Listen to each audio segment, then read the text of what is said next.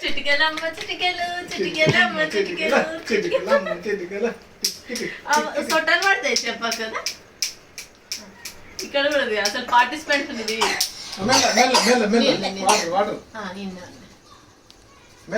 ఒక్క బుక్క తాగు చాలు. ఈడ పెడతాను మళ్ళీ కావాలన్నా ఇంకొక బుక్క చేతి వెనకెట్టుకొని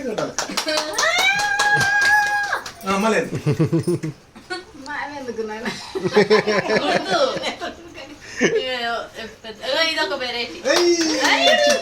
చిటికెలు చిటికెలు మెల్ల మెల్ల మెల్ల